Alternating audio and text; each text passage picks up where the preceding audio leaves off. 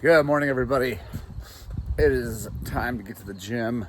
We're in day 30. I believe this is day 30 of the Fit at 50 National Enduro Highland Cycles Radness Challenge. I don't know. Thanks for sticking with me, even though I'm real bad at video titles or series titles, all the things, bad at titles in general. So we are headed to the gym. The last kind of push before the race. Not working out super hard as we get closer to the race because I want my body to recover and all that. I mentioned that yesterday, I think. But today we're going into the gym. Gonna do a bunch of mobility stuff, balance stuff, core stuff, and just body weight movement stuff, so burpees and things like that, because that's what dirt biking is all about. I mean, obviously you're moving a motorcycle around, but if you're doing it right, you're not like lifting, pushing, pulling on the motorcycle. You're moving around on the bike and it's moving underneath you. So at least that's how I see it. I don't know, you guys comment below what you think about that, but to me it's more about being agile on the bike and what that input does to the bike and letting it move underneath you. So anyway, that's what's happening this morning. I'm feeling good, guys. I'm feeling thinner and just feeling good about life. So again, definitely not the end of this. I am going to shoot for some legit fitness. A month is obviously not long enough to get all the way into shape, but it's definitely, I feel relatively transformed from before I started this thing. So I feel really good about that, but I definitely am not stopping. We're going hard in the paint for my 50th year on this planet. So anyway, let's get to the gym.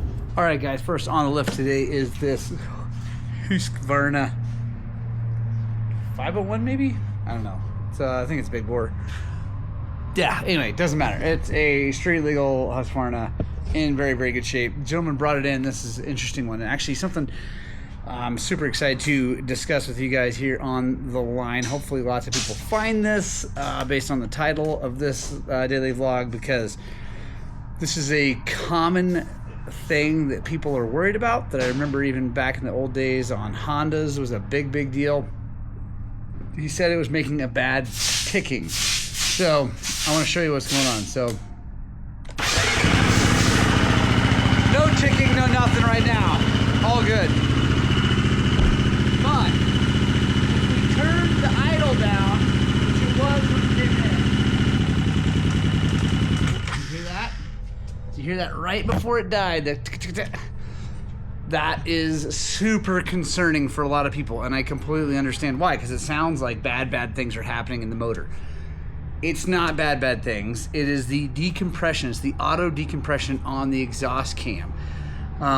So the way that thing works, it's got a little spring that holds it in so that it doesn't decompress, or so that it does decompress. When the weight is pulled in with the spring, there's a little bump that comes off the cam that comes by and hits the one of the exhaust valves to help open it up, and that allows the motor to the starter motor to spin this motor fast enough, because it's decompressing just a little bit of compression out, but just barely cracking that valve open. And then as soon as the motor starts and overcomes that, the weight swings out of the way and it makes no noise. So what happens is if the idle gets too low, the motor starts to slow down too much down low, it'll go and make all this terrible, horrible noise that sounds like bad things are happening. But it's not. It's okay. Now, obviously, if your bike's making lots of noise, you should pay attention to it and think about it and make sure that it's just the idle being low or something like that, because it could be something worse. But a lot of times on these bikes, on really any four-stroke, if the idle gets down too low, that weight isn't held out by centrifugal force enough, and it kind of goes clack, clack, clack, clack, back and forth, and the little nubbin's hitting the valve, and anyway, and then it'll finally die because the nubbin hits the valves and it decompresses, and anyway, the bike dies. So no big deal. Just gonna turn the idle up on this thing for this guy, and the zero charge on that. But he also does have an oil leak. I think the countershaft seal's leaking, so we're gonna take care of that too. So I'll film that here in just a second. But I just wanted to show you guys, super misconception. Lots of guys, especially if they're not spend a lot of time around dirt bikes or motorcycles. I mean, and honestly, a multi-cylinder bike isn't going to really do that. Doesn't work like that. But with the single cylinder and the auto decomp, it happens a lot. People get really worried about it, but that's what it is. It's nothing bad. Valves aren't out of adjustment, anything like that. So yeah, anyway, let's figure out. Like I said, I think it's countershaft seal. Let's take a look. All right, guys, you can see it's a lot of dirt up in there. It's not actively leaking a bunch right now. I did just go ride this thing to try to get everything nice and warm. It's hot, but I think I'm just gonna go ahead and take the chain and sprocket off of this thing and get a really good look in there, because right now I can't really see too well. So we're gonna pull the shift off and make sure that's not leaking, make sure it's not the shift shaft seal. Those are less likely to leak than the counter shaft, but we'll take that all off, and yeah, we'll just get a good look in there and see what's going down.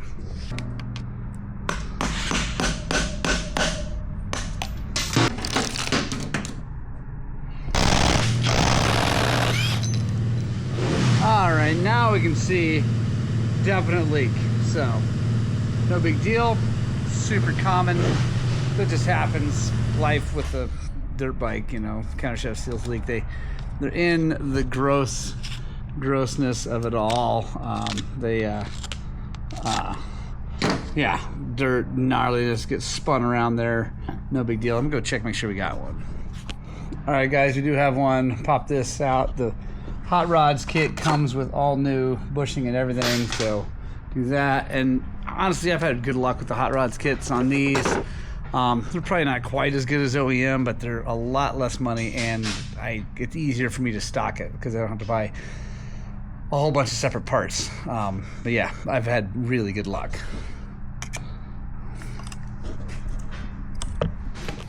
One thing to know is that there's an O-ring back in there, and honestly, a lot of times it's just the O-ring that leaks, but the kit comes with everything, so I just replace it all. No reason not to.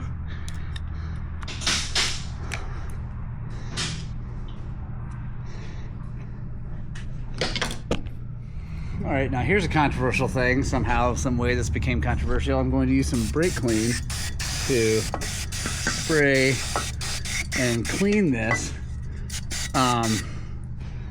Yeah, no, I am not taking this off because I don't need to, because I can, well, actually, I do need to take that off.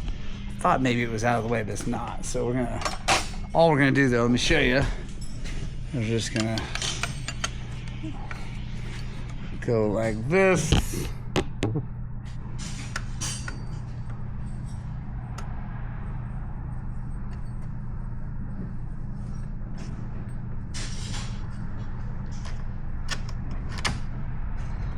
we go. Now that moves out of the way. Now I can do even more cleaning.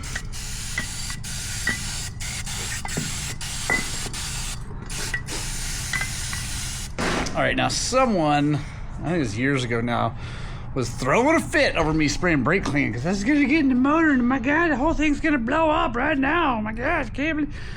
Okay, so that's not gonna happen, first of all. Second of all, that's brake clean. It will evaporate very quickly, and there is a vent to this motor, otherwise it would not work if there's not a vent. And I'm going to change the oil on this thing for this gentleman. Even if I didn't though, it would still be okay, because as you fire this thing up, it's gonna get hot, and I did not spray enough in there. Not enough got in there to cause it to be super thin. But as it warms up, that oil is going, or that brake clean is gonna evaporate the heck out of there really, really fast.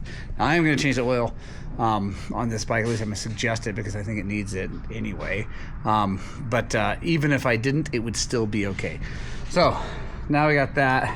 The biggest problem with these, like, see this little, it's got this little thing. I'm actually gonna remove that. I know it's there for a reason, blah, blah, blah, blah, blah, but honestly, this piece, this bigger piece, that's what's there to really protect this thing. This little piece is silly, and all it does is keep more dirt back in there. So we're gonna cut that off. There we go. Now I can get in there even better. Really get that clean. There we go. Way mo better.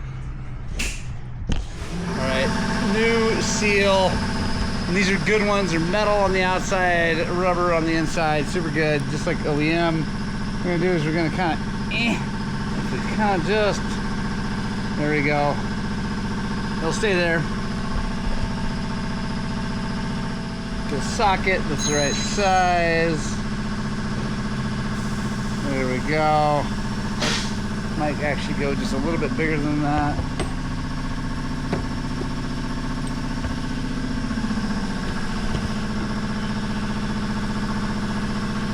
There we go. Now that socket's big enough that it's going to stop on the cases. I like to use a small hammer because it's a little less force every time you hit it.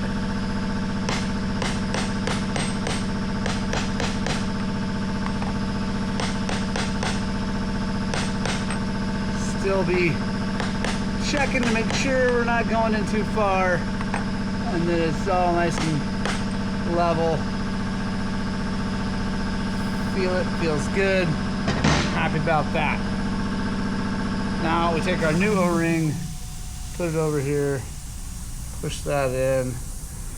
Then I take our new bushing and I put a little bit of grease on here. And that grease is going to help it slide through the seal and not tear anything.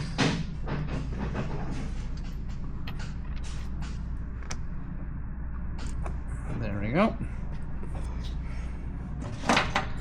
Sprocket back on.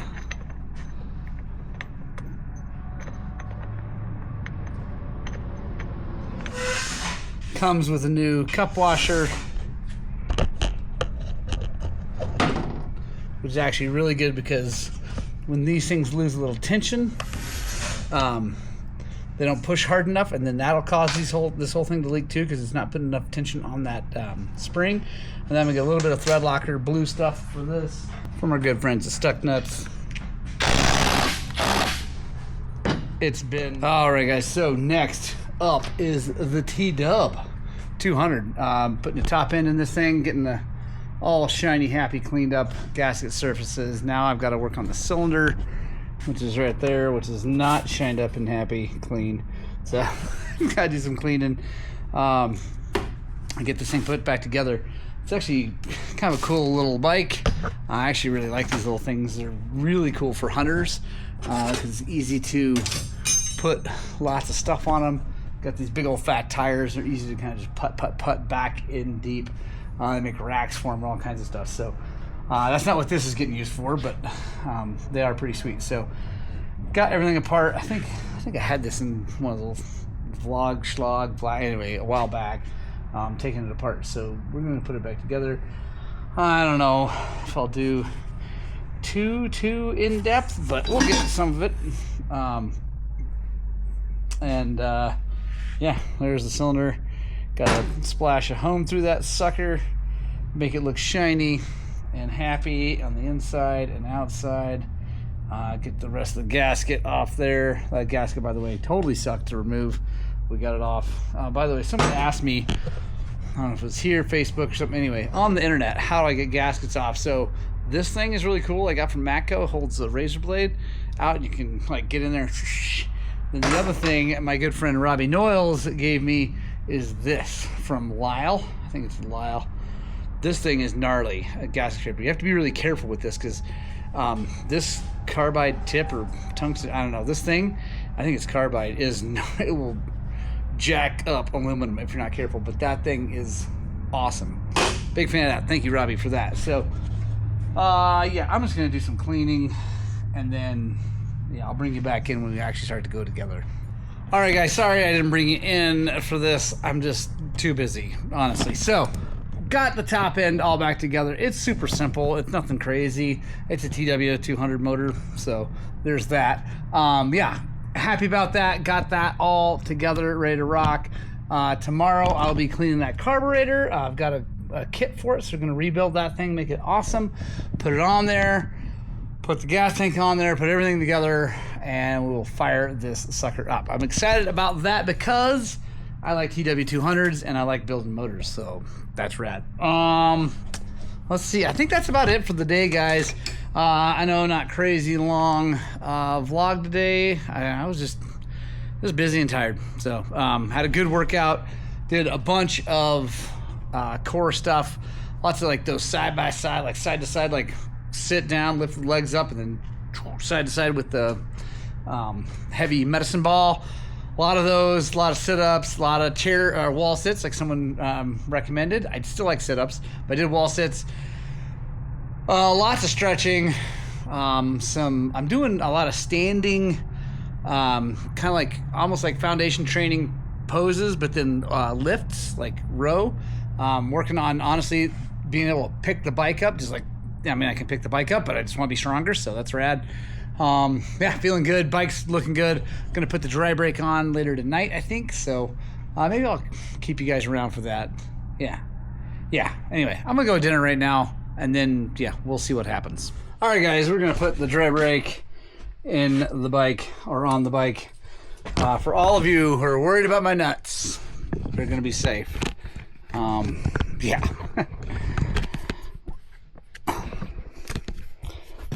And honestly, I really haven't had a problem with this, but it is, if you're going really hard and trying to corner way up on top of the bike, then this is a bit in the way. And he officiated their wedding.